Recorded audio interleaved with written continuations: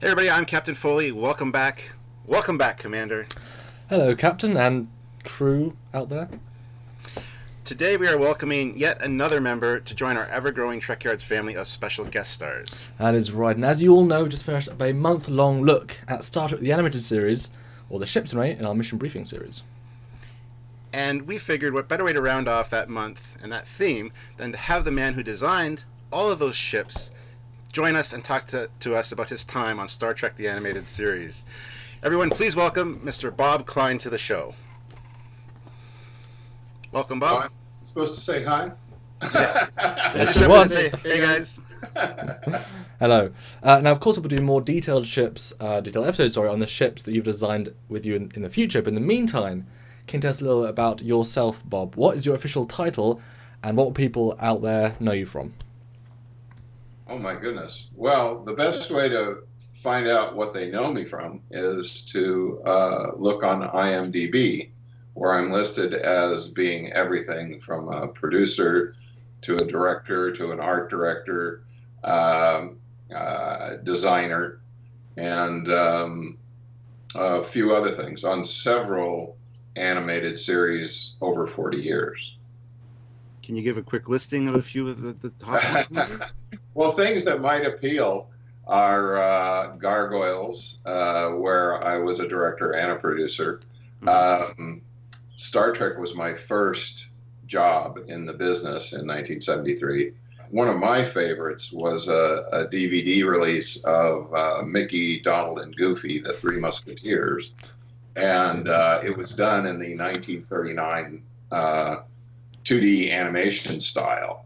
Nice. And I was an art director on that, as was Toby Bluth, who established the look so that it was very faithful to that. Another one of my favorite projects was, believe it or not, Cinderella 3 for Disney, which was a time travel story that involved one of the stepsisters marrying the prince instead of Cinderella.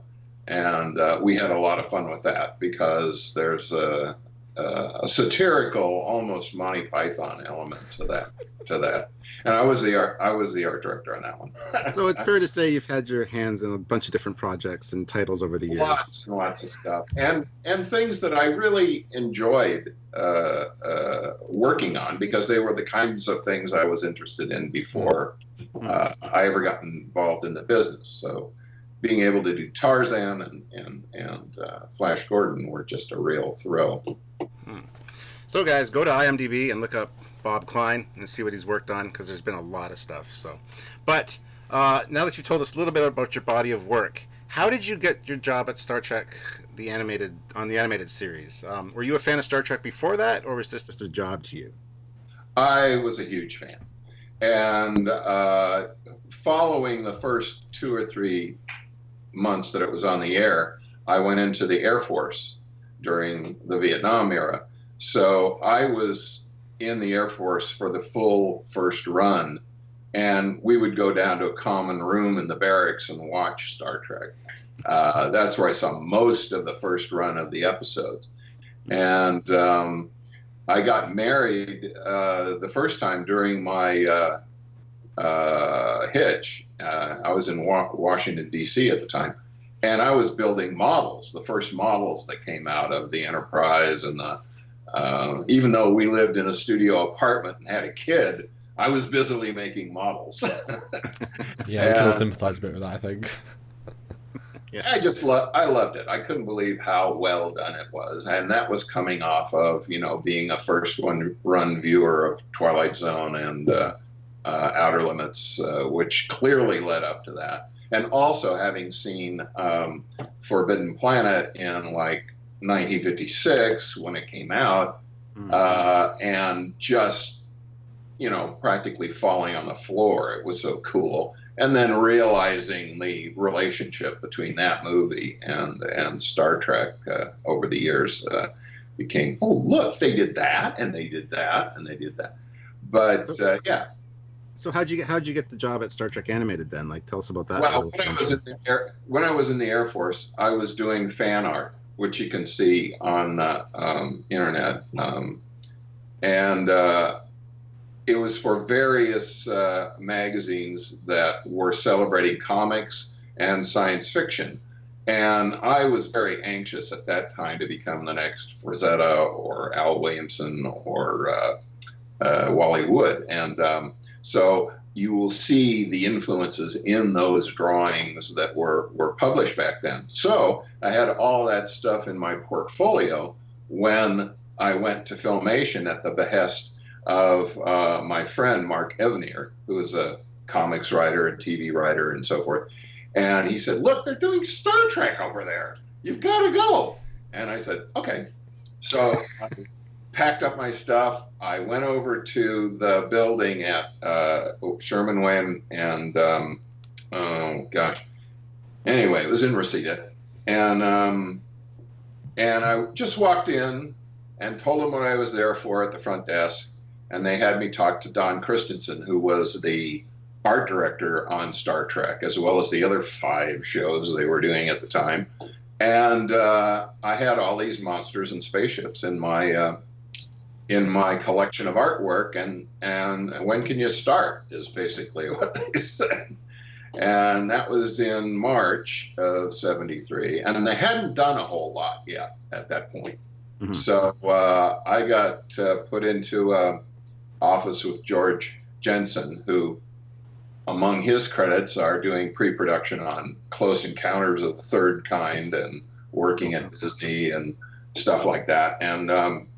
And so the two of us shared an office, and I was given the job of coming up with new spaceships and aliens and things of that nature. But the show, my job wasn't primarily that. It was also doing layout, which was taking the storyboard scenes and turning them into production layouts, which included backgrounds and characters and indication of action and special effects. Well, it's worth asking at this point, how closely did you get to work with Gene Roddenberry himself on the show? Was he around seeing production, and did you get to meet any of the actors who were doing voiceovers, such as William Shatner or Hemingway? I didn't. I met Roddenberry at the first wrap party for the first season, which was at Lou Scheimer's house up in the hills, big fancy house that he called the house that Archie built. And so I met him. It was years, decades later that I finally met Shatner, and I got to work with him on one of the episodes of the TV series Hercules that Disney did, and in which he played Jason and the Argonauts, Jason. Yeah. So that was a thrill, very exciting. But at the time, I was too low on the totem pole to be involved with any of the business of actors, recording, or upper level people, except for Dorothy Fontana, who came around and we talked 2 or 3 times about, what our goals were in terms of doing the show and how we were trying to make it of the highest level quality as possible. And she seemed, of the regular Filmation staff, she wasn't part of the regular Filmation staff, but she was really intent on making this as good as it could possibly be. And I credit her with the show being as good as it is, because I think it was her tenacity and willingness to see that through that made it possible. So what was a typical episode like from initial concept to finished product? Like, can you talk us through a typical week, let's say, working on the animated series? Yeah. It was just, for me, it was great because it was one of the last places Filmation was where you could follow the entire process right there in that building, that Filmation building that was on the corner there.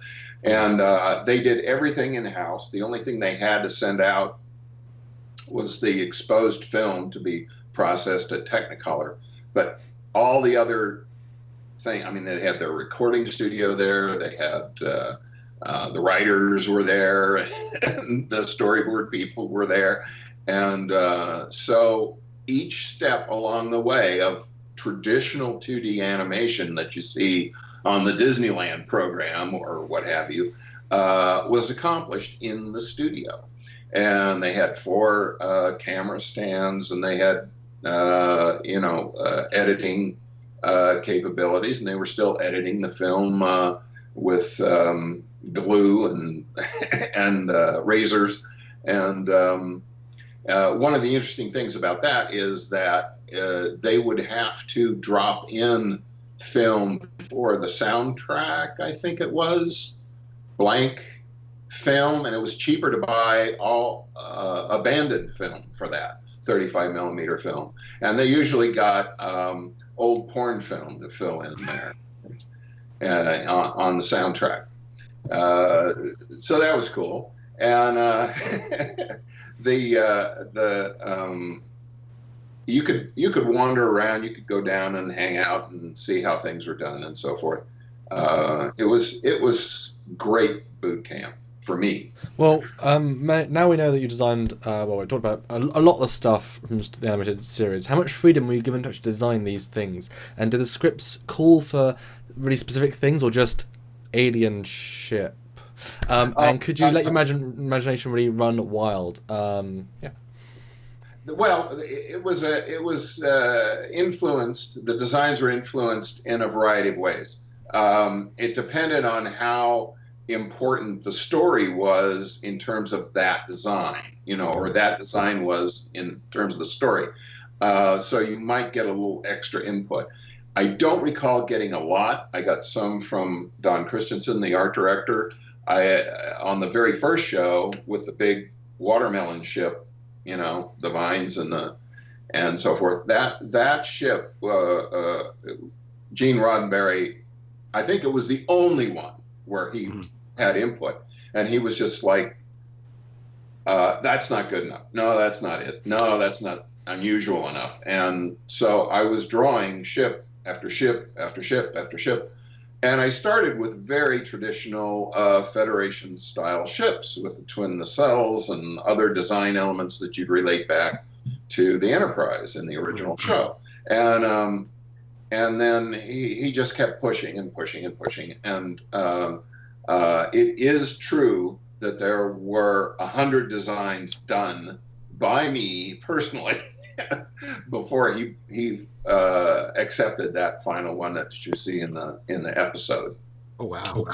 And it all worked out for the best, because I got to then use those designs when we did the episode that has the Sargasso of space, with all the ships just endlessly paraded there.